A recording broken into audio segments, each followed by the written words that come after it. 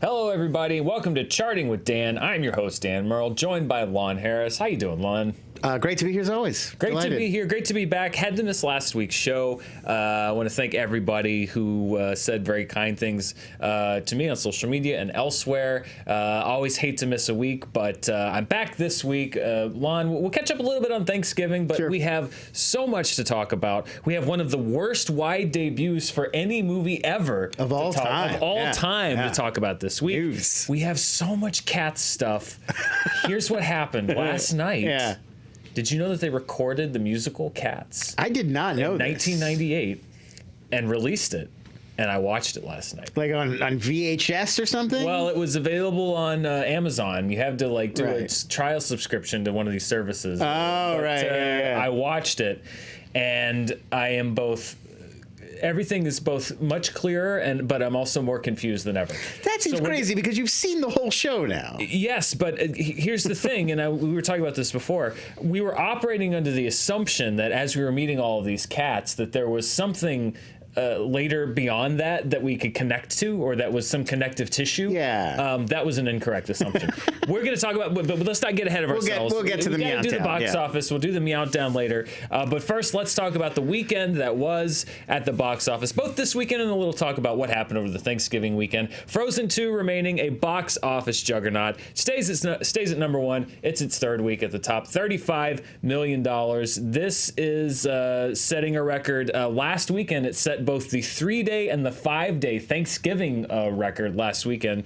It is over $300 million. It is climbing to $400 million domestic. We'll talk about what it's doing worldwide. Safe to say Frozen 2 is a hit, Lon. Yep. I think we both saw this coming. Yeah. We've been talking about this for several months now. This, as close to a sure thing as I think you get on charting. Pretty close. Yeah. Pretty close. Even more than Star Wars, I would say. Frozen 2. Yeah. Well, I mean, because also the other studios are clearly terrified of it. Everything else is cleared out. You've got all of these prestige Oscar movies and Frozen 2. So there's not a lot of diversity. It's got some big challenge coming up this week, which we'll talk about. But yeah, Frozen 2 remaining a box office juggernaut. A movie that performed, actually really outperformed its expectations over the Thanksgiving holiday was Knives Out. It is in second place. It dropped less than 50% to stay in second place. Again, as I mentioned, after a bigger than expected Thanksgiving weekend performance. It is closing in on both the domestic and worldwide totals of Looper to become Rian Johnson's highest grossing film. That is not The Last Jedi. Right. Knives Out is not going to make as much money as No, it's always going to be the asterisk on it. I enjoyed the film. It's I've the kind of still movie. seen it. It's the kind of movie that's built to. There's so many movies that are built to last. We've been talking about them, like Ford versus Ferrari and A Beautiful Day in the Neighborhood and Knives Out. The prestige movies that are coming out. There's going to be a lot of variety and a lot of good movies over the holiday as we go into December and Christmas. And I sincerely hope that there's enough box office money to go around, because there's very few movies that are out right now that I would say are not worth your time. Yeah, Knives Out, it really does seem to be benefiting from very strong across the board word of mouth. It's not even just like it's really well reviewed or it's a hit with audiences. Everybody. The reviews are great. The word of mouth from regular film goers seems very strong. And it's not blowing the doors off. I mean, it's over 60 mil, just over 60 mil, but it's the kind of thing that's going to leg out. And also, we're getting to the part where awards contenders start to bump up a little bit as far as box office goes, and Knives Out is getting buzz, particularly in the screenplay category, and several of the Critics Guilds. I'm lucky enough to be in a couple. I think both of them nominated Knives Out for Best Original Screenplay. I believe the Globes did, and then Daniel Craig got what some people consider a surprise nomination for a Golden Globe today. I have put him forward anywhere that I could, because I think he is phenomenally funny and great in that movie. But Knives Out hanging around. Another movie that's hanging around. It dropped just under 50% to stay at the top 5. Ford versus Ferrari. It's approaching $100 million domestically, approaching $175 million worldwide. Don't know if it's going to get the awards bump, but it's getting the quality bump. People just like this movie. I mean, it's on a lot of lists of some of the best movies. It's not. Yeah, it's still part of the conversation, and obviously those are two actors who people associate with end of the year prestige big movies. I think it's such a dad movie. It's like hitting that perfect dad movie. All of the boxes you need to check. I think it's probably benefiting from a lot of that. There's just a lot of guys, families, people going to see a movie with dad over the holidays. Yeah. Ford versus Ferrari, a strong pick. Queen and Slim, another movie that debuted last weekend over Thanksgiving, had the best hold percentage-wise in the top 10. It dropped about 44% to stay in the top 5. This is from Melina Matsoukas, screenplay by Lena Waithe, a buzzy movie as it came out. Again, another one. It's not breaking box office records or anything, but particularly when you look at how much it was made for, it's doing well. It's hanging in there. Again, top 5 in this kind of competitive atmosphere, to drop that low, not that much, considering the fact that its debut was also a little bit ahead of where people thought it might be. I think that one is striking a chord with some people. Yes, I mean, I think that's another one. We talked sort of with Joker a lot earlier this year about, even if not all of the buzz is positive, a movie that really generates a lot of conversation, a movie a lot of strong takes either way. And I think Queen and Slim is definitely, it's part of this ongoing conversation that people are having. And I think there's a lot of curiosity about, I just want to see that so I can have a take on it, or I know what I think about it. But I mean, we're only at the end of the year now do you see these kinds of, it's an original story, it's not based on any other IP, it's kind of a provocative sort of subject matter. Like those movies just don't break through the rest of the year, rarely do. Yeah, they rarely do. We're more and more a little bit now, but it's for it to be competing in this, I think you're right. It's a conversation driver. There's a lot of strong opinions about the film. Sure. But I think that's helping to drive some interest. Oh, I definitely think, the discussion around it is getting people just out of curiosity. Yeah. And then rounding out the top 5, we've got A Beautiful Day in the Neighborhood, which is getting a lot of accolades for Tom Hanks, as expected, for Best Supporting Actor. It's grossed $43 million thus far, but as you see with a lot of films that expect to gain momentum as the awards nominations comes out, even though it's been out for a few weeks now, it's adding theaters. This past weekend, it added theaters, even though it was already in wide release, because the expectation is that while it already has the splash of the debut, as the awareness is drawn to Tom Hanks' performance in the film, that's someone that's nominated the most. I think that Matthew Rhys is also great in the film. I think it's an incredibly well-written and directed film. But the expectation is that this is one that might gain momentum. It's sort of what Green Book did last year, which is that it came out and it did all right, but it stayed in the conversation. It stayed in the conversation. It got the A+ cinema score. It was around and around, and it hung around for so long that people, started to hear about it, and then the Oscars and everything else. It really vaulted it to a lot more success. Right. Yeah, and I mean, because when it came out, it was kind of like, oh. Award season kind of has its own momentum, and I think, it's how long can it stay part of the conversation? Like, if Tom Hanks keeps getting nominated at every stage of award season, if we start to see some Guild Awards, more Critics Awards, then that keeps this lifeline going, that much longer. Yeah. Lon, that's the domestic box office. As I mentioned, there's another movie that we're going to talk about that was not in the top 5, but that's a whole other story, literally. We're going to loop back to that. Let's look at the top 5 worldwide. As it is domestically. Frozen 2, the #1 film, it only pocketed another $125 million this past weekend. It's going to cross $1 billion this week, Lon. Whoa. So we're going to get yet another $1 billion grosser. I believe that'll be our 8th for this year. Yeah. Disney has also become the first studio to bank $10 billion in worldwide box office in 1 year. And there's a little movie called The Rise of Skywalker that has yet to come out. So that number is probably going to keep growing.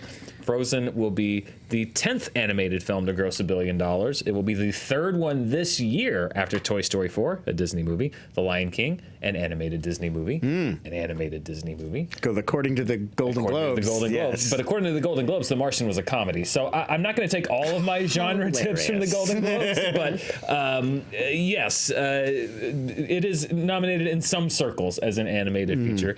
I do. So for me, it will be the 3rd animated film to cross $1 billion. million this year. It's mostly animated, guys. All 3 from Disney. So there you go.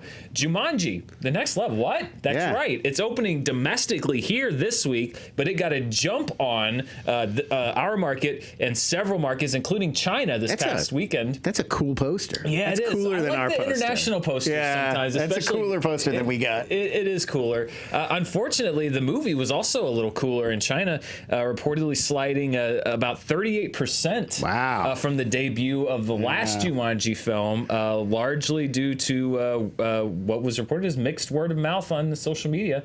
In China particularly, it opened in several other markets, but it's going to roll out here this week. It's going to, it's a big platform release, so we're going to see it in the next few weeks. But early indications from China, a softer debut there. We'll see if that trend continues here. Yeah, it's really tough to call this one because the first one I felt like was a real come out of nowhere. Like we knew it would be popular, The Rock. But we didn't. I certainly didn't expect anything. No, I don't think any of us thought that it was going to come out and be this juggernaut, this like sort of massive hit. So it's hard to say about this one. Like maybe it's going to come surprise everybody again, and everybody's still pumped for more Jumanji. I don't know. I'm tempted to say I don't feel like the hype is there. Can you recapture that, Mac? It also was just that was in that weird end of 2017 thing where like Last Jedi was there, but Greatest Showman was also there, like doing crazy business, and Jumanji was in there doing crazy. It was like a weird, strange vortex of like post-Christmas thing. And I'm also intrigued by a lot of the marketing around the new Jumanji is built on we've added Danny DeVito and Danny Glover to the cast, which is like not what I would. I mean, I love those guys. I mean, it's like getting both Corys in the 80s. You can't go wrong when you get both Dannys. You can't go wrong. That's an interesting sell for a youth-focused sort of holiday franchise movie. Yeah. I don't know if you want to sell it on those two 60-year-old plus dudes. 60. 70. Generous. We'll see. We'll see how it does this week. Knives Out in third place. It's open in almost all of its international markets. Got some expansions in a couple European, South American countries, as well as Japan in the next several weeks. But it's open pretty much in almost everywhere it's going to be open up. Number 4, a movie that might have taken a chunk out of Jumanji in China, The Wild Goose Lake. It's a crime noir movie that opened there this past weekend. It competed for the Palme d'Or in Cannes, but lost to a little movie called Parasite, which is doing its own damage on the awards circuit. And then Ford versus Ferrari / Le Mans 66, whatever it is in your principality or country, takes in the 5th spot. The car won. Yeah, the car. Whoever wins. I was trying to do an Alien versus Predator thing. Whoever wins, the car loses. The car loses? That doesn't make sense. Let's look at the top per theater here. Just go from big worldwide to tiny per theater average. And a movie called Portrait of a Lady on Fire, which is a French film. It won the screenplay prize at the Cannes Film Festival for Céline Sciamma in her native France. This was a big festival movie. It was a big festival movie, and it's gaining. Parasite, I think, is the easy front runner for best international film at the Oscars this year. Portrait of a Lady on Fire is one that I've seen popping up more and more. It's gaining a lot of momentum to at least be nominated. I'm seeing it on a lot of critics' shortlists and elsewhere. Yeah, also Atlantics, that Netflix one that was also at Cannes. I feel like I'm seeing a lot of groundswell of support for that, and it's on Netflix now, and it's brilliant. Go watch. There's an animated film also called I Lost My Body, which is picking up a lot of momentum in the animated category. We're talking about all the stuff I streamed this weekend. Oh, well, we're going down Lon's watch list. They were both great, but you should watch them. So, Lon, let's talk about a movie that opened domestically. It actually opened around the world in a lot of places. We're one of the last markets to get it, and I'll explain why. But made history, but in a bad way, and that is a movie called Playmobil, the movie. You may have read the headlines about this because it didn't do so well this weekend. As a matter of fact, it did almost historically unwell. It had some top flight talent. It had Daniel Radcliffe, Anya Taylor-Joy, Meghan Trainor amongst the voice talent. It had a budget around $40 million, but it had one of the worst opening weekends of all time for a movie that opened in 2,000 theaters or more. So let's look at this list of infamy. There's one movie that is just I love, and when I see this list, I always forget. The Oogie Loves and the Big Balloon Adventure still holds the mark for the worst opening somebody thought it was a good idea to open that movie in 2,000 plus theaters. Yeah, that's not per theater, by the way. That's are they total. the Oogie Loves? Yeah. I don't know how much research you've done into that. Are they? That's like, I'm assuming it's a show or it's an IP, like a TV thing. I've done almost no research into it. It's gotta be, right? They can't. Obviously not. They can't have just made up the Oogie, because if you're making up characters called the Oogie Loves for an original movie, that's just you just call it the Oogie Loves. Well, you don't need to go. Apparently, they thought they needed to throw the Big Balloon Adventure in there, and it didn't work. Obviously, Treasure of the Lost Lamp or whatever. You don't need to. Aeronauts. They should have called the Big Balloon Adventure. There you go. Yeah, but it would have been better. Probably easier to sell. Yeah. Yeah. So that maintains the top spot. That's going to be hard to beat. Then you have a movie called Delgo. Remember Delgo? I do remember Delgo. Yes. Maybe part of it is that its marketing made the title look like Belgo on the poster. That's not good. Then somebody's decided that they should put Saw out 10 years after it came out on 2,000 screens for its 10th anniversary. So that's number 3. Wow. And then there you go. Playmobil the movie opened on 2,300 screens. So the second widest release of any film on there, and made $656,530. Again, that's total across all screens. So there is an asterisk to that, which we'll see on the next chart. And then a big jump to number 5, which was Jem and the Holograms, which opened at 2,413 theaters. Full disclosure, about 14 of those dollars belong to myself and Mr. Nick Mundy. We listen. I'm gonna need it you was to during Monday Night that. Raw. It was a weird time. Okay. I don't even remember why. We decided it was a good idea for us to go see Jem and the Holograms together. Was it for the show or was it just nominally? It was for the show. It was just a bonding experience. I think it was a little bit of both. We definitely got some weird looks because I remember it was opening weekend, but there was only one screening of it. And one theater. So Nick and I, I'm part of that historically low weekend for Jem and the Holograms. Numbers wise, one of the worst weekends of all time. But also, usually we looked at the butts in the seats. I didn't have time to change, but we'll call this the Bents Index, which would be butts. Or the B-Nets Index. The butt's not in the seats. Butt's not in the seats. Because these are bad numbers. So this is the actual numbers if you're looking at estimated tickets sold. Okay. The order stays the same. But let's just look at the numbers of people. So about 55,000 people went to see Oogie Loves. Oof. Keep in mind, like 20 million is like how many go see a big, huge record-setting movie. I looked it up. It's based on a children's television series called My Bed Bugs. Okay. That was on from 2004 to 2005, and then the movie didn't come out till 2012. So I feel like here's your problem right here. Right. You don't name it after the show. Yeah, and a show not a lot of people know about or have heard of, and then you wait almost 10 years to bring out the movie. That's a recipe for disaster. Obviously. Come on, Team Oogie Loves. Yeah. Team Oogie Loves really blew it on that one. Delgo there at number 2. By comparison, Trounce Oogie Loves, about 71,200 people. Saw 79,500. Now, the number for Playmobil the movie is a little higher than you would think because, and this is true, STX, who distributed the film in the U.S., in an attempt to get the box office higher to drive more people out, almost every chain, they sold tickets for $5. Whoa, really? Every screening. There were a few, I think ArcLight was one of them. There were a few smaller chains that did not. Held out, But STX basically said to every chain that was carrying the movie, just sell the tickets for $5. Wow. Let's see what happens. So the B-Nets Index is actually a little higher because the ticket prices were much lower.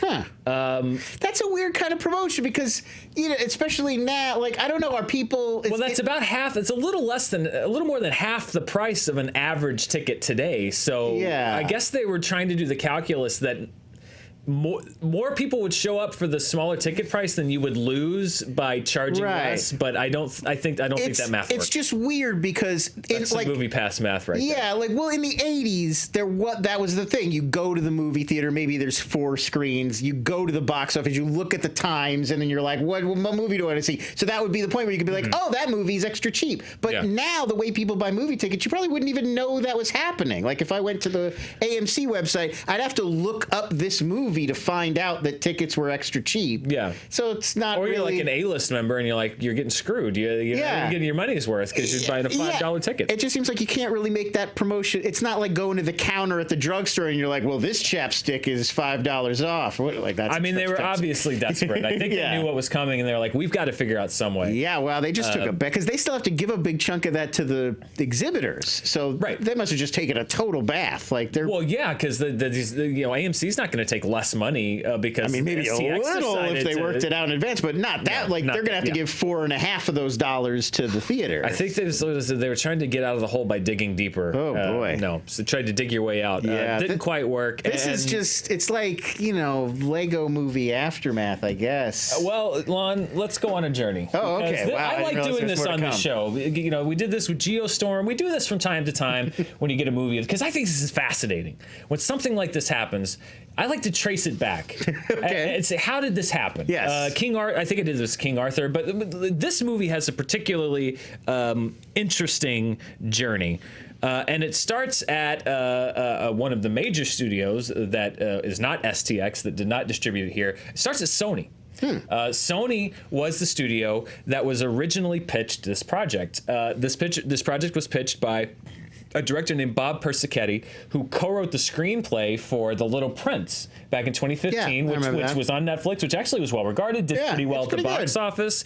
He did that with a French animation student called On Animation, O-N Animation. Went to Sony with this idea for Playmobil the movie and said, I want to do this. And Sony passed on the project. They said, we're not so sure. But they offered Persichetti the director's chair on another film. That film was Spider-Man Into the Spider-Verse.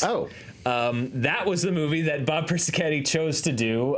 Took that job at Sony, left Playmobil, and did that movie. Smart. And won an Oscar. So ultimately, good call on his part. Yeah. Even though this was the project that he initially pitched. I feel like if you come in, you're like, hey, what about those little wooden figures that like preschoolers play with? And they're like, maybe, but would you rather do Spider-Man? You're gonna say yes. So he took the gig on Spider-Man.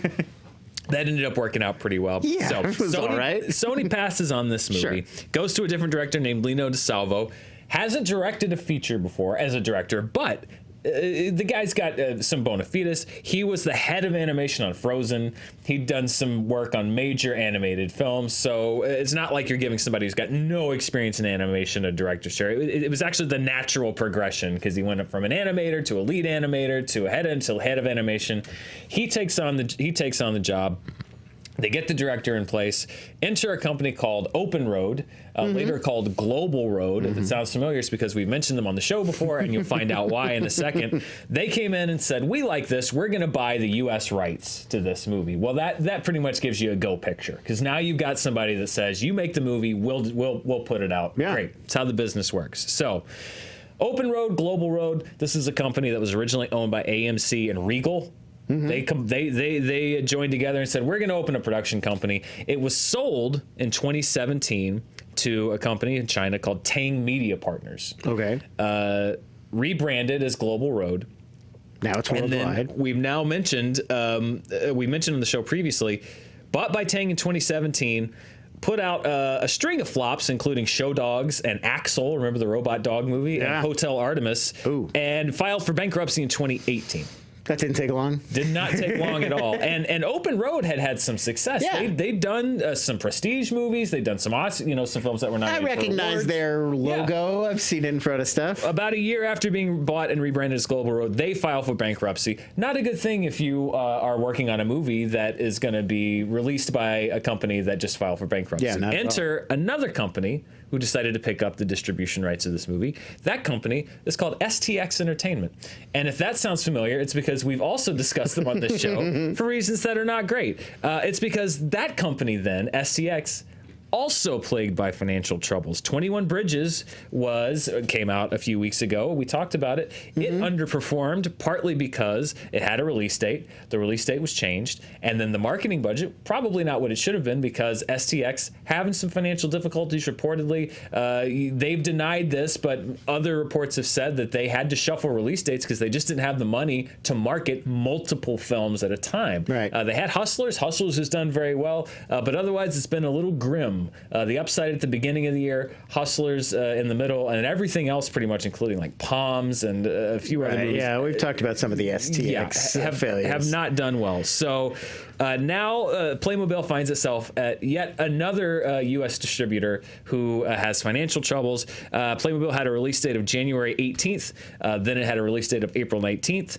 Then it had a release date of August 30th. It was pulled off that date weeks before it was supposed to open. And then finally it got the release date on December 6th. It came in, I was reading, almost none of the stars supported it on their social media in any way, shape, or form. The promotional budget reportedly was in the single million digits, Yikes. low single million digits, which for a wide release film is abysmally small. Yeah, it's also just not like I saw trailers for this, and I know what Playmobil is. Like it's been around since I was a kid. Like I'm familiar with the brand, not much, and the trailer is baffling. Like I don't know if you saw marketing for this, but it's like a spy comedy with Daniel Radcliffe, and it's like, wait, what? Like it gives you no context for anything you're seeing. Well, no, and then I think the second trailer like framed it completely differently. Yes, it was really confusing as to what the movie was. It was not a great marketing campaign to begin with. They played it at an animation festival. There were apparently several walkouts in the middle of the year. Oh boy. They put it in a lot of foreign markets. The reaction was not good, which is part of the reason why STX pulled back on reportedly the marketing as well, because they realized that they didn't have a great movie. But this is the kind of thing when we talk about how a lot of times in Hollywood these things, these disasters can be years in the making. If you're the team behind this movie, you went from the guy who co-directed would go into co-direct Spider-Man, pitching this as a Sony movie, to being bought by a very successful prestige company that goes bankrupt, to being bought by another successful company that then has financial troubles. They don't control any of that. The quality of the film, yes, they control that. But it just goes to show you sometimes movies can be affected by elements that it's just simple bad luck. Completely out of your control. Not that Playmobil, I haven't, full disclosure, like most of the people in the world, I haven't seen it. But it's just another example of the daisy chain of events that can affect your movie in ways that you have absolutely no control over. Yeah, and I mean, I think this is a thing that came up with some of those Angry Birds movies where people are like, but if the game is so old, it's not relevant anymore. Like, this is a great example of how, and with Playmobil, it doesn't matter. It's an old brand. It's been around forever. But years after the relevance, these movies can get kicked back. I'm sure when they were working on this, Lego movie was still very fresh. Very fresh. There'd been no Lego sequels. Yeah, it felt like, oh, now is the time to capitalize on these kinds of brands. And so, now years later, we're like, yeah, but that was forever ago. Yeah, I mean, it's supposed to come out a year ago almost. So. And then being made years before that, and so that's sometimes how the timing can seem really off. Like why you got an Angry Birds animated movie like 8 years after people stopped playing Angry Birds. Have I ever told you the tragedy of Playmobil, the movie? Darth Playmobil. So sorry, Playmobil fans. Didn't work out for you. They're all 3. That's the problem. Yeah, that's or 40. Yeah, exactly. So anyway, I hope you enjoyed our long trip down memory lane. That's probably more time with Playmobil the movie than anyone else in the country spent with it, except for the 150K people that went to see it this past weekend. Lon, before we get to the real reason I do this show now, I don't know what I'm going to do in a couple weeks. Before we get to the Meowdown, let's take a look. There was some movement on the charts in the last couple weeks. Domestically, we have, guess what? A new movie, Frozen 2, enters the chart. This is the movement is over the last 2 weeks at number 7 right now. It's gaining fast on Aladdin. It's gaining fast on Spider-Man, and bumps down the Joker, bumps down It, bumps down Us, and we say goodbye to Hobbs and Shaw. It drops out of the top 10. Sorry, we're too beautiful to live. You were too good for this world, Hobbs and Shaw. Too pure. Couldn't quite make it on the top 10 list. So we got Frozen 2. There's also a new movie on the worldwide list for this year, and you'll never guess which one it is. It's Playmobil the movie. No, it is Frozen 2. Debuts on this list at number 8. As you can see, and as I mentioned, just within freezing distance of $1 billion. It will be the 8th movie this year to cross $1 billion. The 6th movie from Walt Disney to do that. Spider-Man Far From Home, a Sony film affiliated with Disney, but they only get the merchandising from that movie. So Joker there climbs one spot to number 6, although I think Frozen's probably going to leap over both it and Aladdin, and then we'll see how much further it goes. And then The Wandering Earth, which has been there almost all year from China, drops out of the top 10.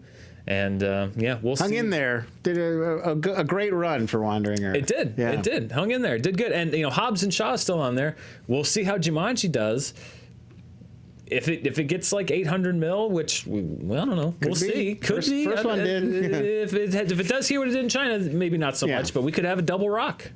Wow, that's double right. rock on that top 10 wow, list. Look at that. Yeah, we'll see. So that's the worldwide list for the year so far. We'll keep updating that. Obviously, you're going to see another $1 billion movie on there next week. But Lon, one more. Oh, the worst part about missing last week was that I missed a whole week of the Meowdown. Luckily, not only do we have 2 cats to talk about today, but I also have seen now the musical. I watched it last night. Right. We have a game that I'm going to play with you, a guessing game. Okay. We're going to meet 2 cats, and then we're going to set up what to do with the final Meowdown next week. Yes. But first of all, let's look at the hard numbers on the Meowdown. We are almost in the single digits. Lon, we're 11 days away from Cats. Do you want to hear a fun fact about Cats? Sure, hit me with it. Critics screenings for Cats are next Tuesday. Are you already RSVP'd? Well, here's the thing. There are two of them.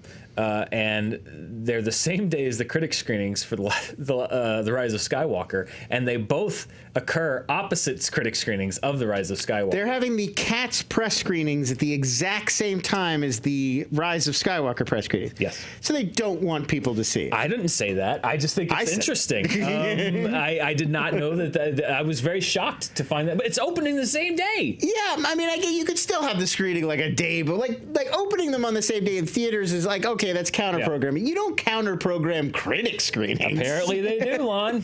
So that strikes me as a very bad sign. Depending on how the scheduling works out, I'm hoping to get a chance to see it, or maybe I'll just all our press screenings are at 3 a.m. in Central California. Weird. Sorry. I'll go to the Inland Empire at 3 a.m. if it means I get to see Cats. So I'm keeping my fingers crossed. Wow. Because I just want to see it. I've now seen the musical, and I am so confused. It was 1 step forward, 2 steps back.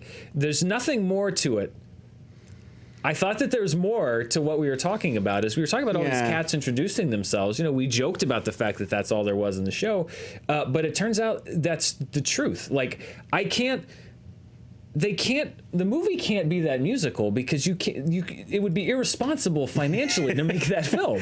Yeah, I think one thing we've really come up against in all of our time doing the Meowdown is that there doesn't seem to be a beginning, middle, and end. No, there doesn't seem to be like action and then consequence. You have 90% of the musical is setup.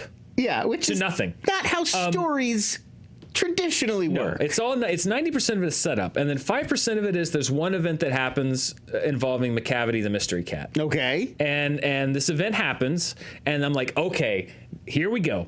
The plot is thickening. We're kicking it into gear late in Act 2, but that's all right. We're kicking it into gear. But it turns out the thing that happened was only an excuse to introduce another cat who then instantly solves the problem that was just created. And then then the show is over. Like one other thing happens, which is you're building up to this who's going to the Heaviside layer, and then you find out it's one of the 15 cats who have walked on stage and left, and you've never seen or heard from them again in the last hour and a half. Sure. And then it's over.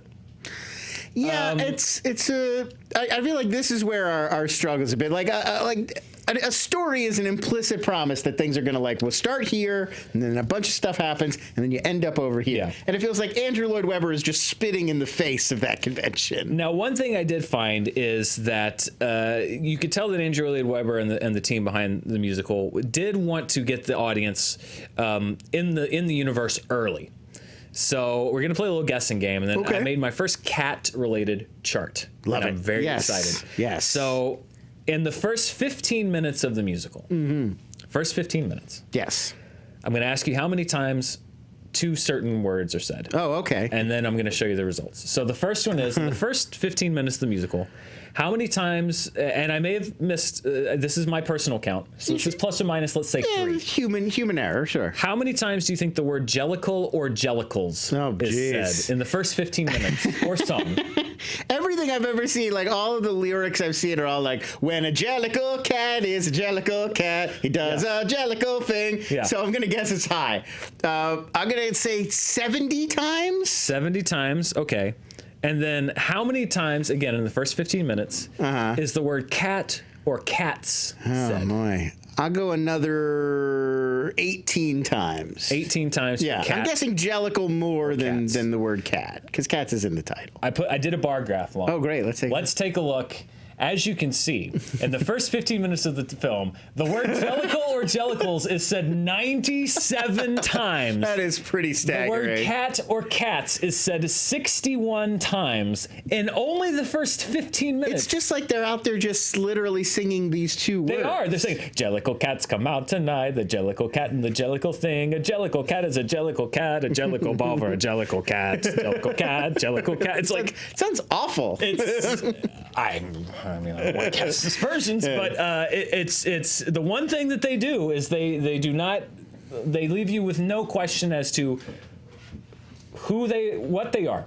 You are very aware that they're jellicle cats, and not that the word jellicle is unpacked for They do explain nominally what the plot of this film would be if it had one. They set the stage for the fact that, as I mentioned, Monkus Trap says they come together every year, and the jellicle cat makes the jellicle choice to go to the heaviside layer, and then we just introduce we meet a bunch of cats. Throw their collar into Mount Doom or whatever. Yeah, exactly. I'm sinking.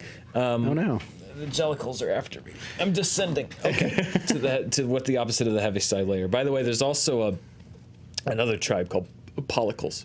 So okay, that actually does answer. But there's dogs too. So a jellicle cat is this one tribe of cats. Yes. It's like the sharks and the jets of the cat world, the jellicles and the pollicles. But the pollicles mainly you hear in reference to dogs, but they also mention pollicle cats. Oh boy! And there are dog tribes too. Just ruined it. There are dog tribes. I thought we were there. Anyway, it's like a First Nation sort of thing. Yeah, I have to sketch it out. I have to go watch it again and like, do the yarn on the wall thing. Right. So that's Comanche cat territory. We're in Navajo. Yeah, exactly. Yeah. But there are a couple cats that I think we want to meet. Always. Watching the show, there's a couple of cats that have some key roles. We've met most of the major players, but a couple of cats with some key roles that I think we want to meet. The first one is she has 2 names. Oh, hang on. Before we introduce this, I also learned every cat has 3 names. We've discussed this on the show before. Every cat has the cats all get together in the middle of the stage, and they whisper about the cat's 3 names. It's very odd. It's very strange. Every cat has an everyday name that humans use. Okay, so they're the name that they got from their masters or their people. Then every cat has a special cat name that only cats know, and that's something like Monkus Trap and Mistopheles. But only one cat ever has that name.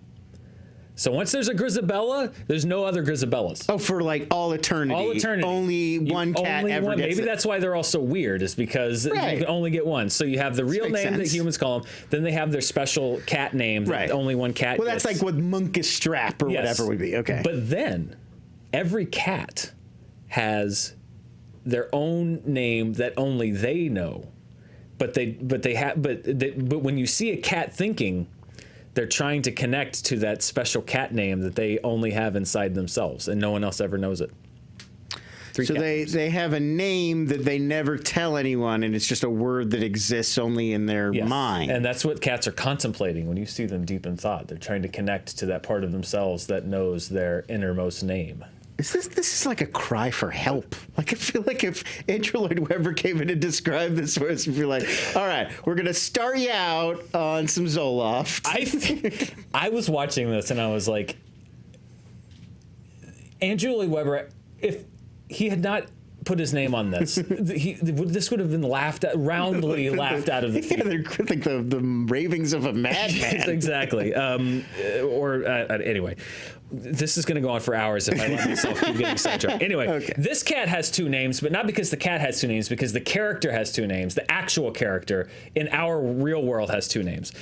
In the original show, her name is Jemima. Okay. But it was thought that name, because I'm not kidding, because of Aunt Jemima, right. It was thought stateside that they should not call this character Jemima. Too associated with the brand. Well, no, they thought it had insensitive racial. Right, yes, right. Sure. So this cat is also known as Syllabub in stateside. Sebulba? No, Syllabub. Sebulba is a whole other thing. I wish Sebulba was in cat. So this is Jemima, a.k.a. Syllabub. Now, Jemima is not a cat of great consequence as far as, like, big numbers, but Jemima in the song Memory is the other cat that you hear singing with Grisabella, who's like the spirit of youth, and like helps to revive Grisabella because she's all down on her luck. Yes, we talked about the cat prostitution and everything. Right, we already long ago discussed Grisabella's problems. While Jemima is not a character of consequence in the sense like she doesn't get her own song like a Buster Jones, for example, she does play in the musical a very key part. Right. So when you see that during Memory in the movie, you'll be like, oh, I know Jemima that's Jemima. But in the film, she's credited as Syllabub. Okay. So that you'll say that's Syllabub. She always wins the pod races. Yes, she does. Now, I don't know if in the UK in the movie, if they're going to call it Jemima, if it's like a Philosopher's Stone, Sorcerer's Stone thing. Maybe. We'll find out. Yeah. So that's Jemima / Syllabub. And now there's another cat. Now there's no mention that this cat is going to be in the film, but I am sincerely hoping that the cat is. Because maybe they'll sneak in a little like a shout out for the hardcore fans. I mentioned Monkish Trap and the fact that he's a narrator. When Old Deuteronomy shows up for the Jellicle Ball to make the Jellicle choice, as we mentioned, to entertain him and to waste time in the musical, as far as I could tell, he puts on a play for him with the other cats, and it's a story about the two warring dog clans who get into a fight, right? And a hero emerges called the Rumpus Cat. So this is happening in a play that's being put on for the cat. What is going on? That's the Rumpus Cat. Oh my God. Okay, yes. Inside the play Cats that we are sitting there watching. There's an additional play. There's a play that is put on for Old Deuteronomy to entertain him before as homage that is about two dog tribes that get into a fight. Right. Okay.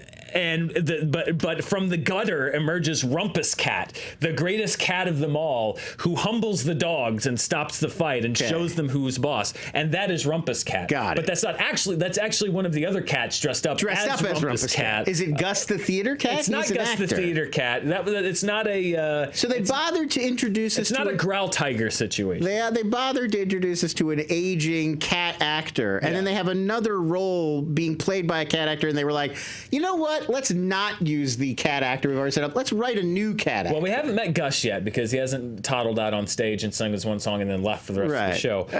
It still seems condense. Yes. Let's make this a little more efficient. Just one acting cat. How about that? No, can't do it. No, can't do it. Can't do it. There's not even one Gus at every show. Sometimes there's Asparagus, who's a younger cat, and also Gus. Don't get me started, man. This rabbit hole goes so much deeper than you can imagine. The book of this play is like 2,000 pages, and yet nothing happens. It's insane. So if there were a Cat Avengers, Rumpus Cat would be the Captain America. Captain America. Yeah, sure. Catman, if you will. So Rumpus Cat, again, can't find any mention of Rumpus Cat being in the film, but I certainly hope that he is. It's going to be like a Chris Pine cameo or something. Something. I mean, well, but he would be another one of the cats. Like, it would be like... Yeah, but I'm saying maybe they're holding on. It's going to be like a big star cameo. They don't want to blow it. Like one of those, like, it'll be Tom Hanks. Yeah. I mean, I don't want to spoil anything, but it might be. It might, you never know. Right, that's where they'll unveil, like... What does America love more than cats?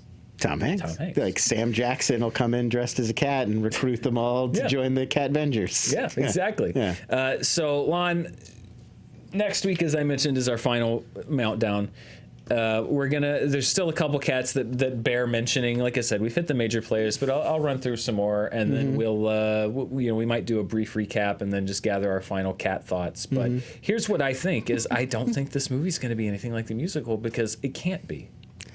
It can't. It's the shareholders in Universal Pictures. If this movie is a direct adaptation to the musical Cats, are gonna be it's dereliction of duty. Normally I would agree with you, but the prestige of this movie, the fact that Hooper's doing it, this guy who kind of can he gets a lot of control, artistic, creative control over his projects. Like, I feel like he's going to just try to do it. Like, he's the same guy that was like, we're going to do Les Mis and they're all going to really sing. Like, I feel like he's going to want to do the authentic Cats. But here's what I've seen in the trailers that's not in the musical.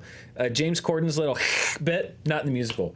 Rebel Wilson hitting herself in the face, not in the musical. All right, so maybe Jason they're mixing Derulo it yelling, milk, not in the musical.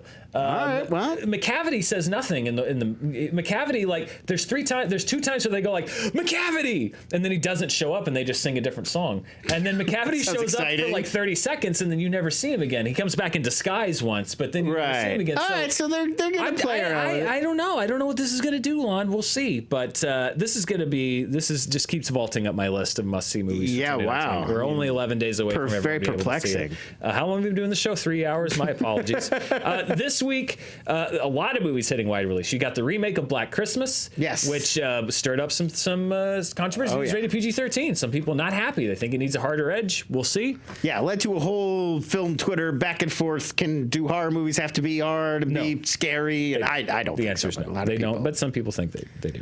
Jumanji: The Next Level, as we mentioned, opening here domestically. Richard Jewell from Clint Eastwood, opening a wide here. Yeah.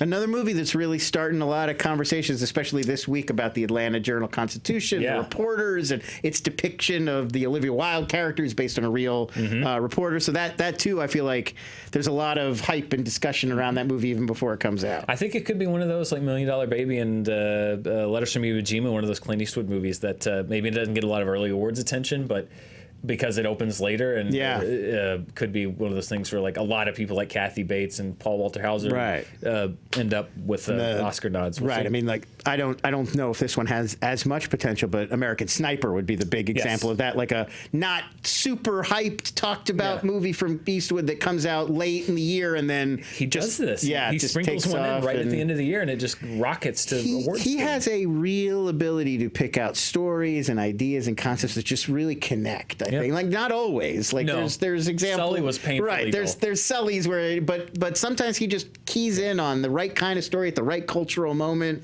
and it really connects with people. So we'll see. There are also there's a lot of films opening in the mid-release, but two major awards contenders that have been getting some nominations. One of them is Bombshell from Jay Roach, which is basically a story about inside the workings of Fox News and Roger Ailes and the sexual harassment scandal that happened there. And big cast in that one. Yeah. Big cast in that one. You got Charlize Theron, you got Margot Robbie, Nicole Kidman, John Lithgow. So many great actors. And then one of my favorite movies of the year, and I'm so happy. Please seek this out if it's opening near you. Uncut Gems. I gotta see this one from Josh and Benny Safdie, who directed Good Time, which is one of my favorite movies from a couple years ago. Adam Sandler, who I think is phenomenally great in this movie. Idina Menzel is great in this movie. Kevin Garnett is great in this movie. Oh, there you go. Yeah. I really like Uncut Gems. So if it's playing near you, go see it. I loved it a lot. And if you liked Good Time, I think you're really going to love this movie. So check that out. We're going to try to we got a lot of reviews coming up. We're going to try to review as many of these as we can this week. And then next week with Star Wars and Cats, we're really getting into crunch time. So stay tuned here on Fandom Entertainment. So many movies. And as I mentioned, thank you again to everybody who reached out last week. Lon, I'm happy to be back here with you. Anything you want to plug before we go? Nope, just find me on Twitter at LONS. At LONS. You can find me on Twitter at Murrell Dan. And back here next week to wrap up the Meowdown and also to see what happened with Jumanji and everything else at the box office. Thanks so much for watching. We'll see you next week.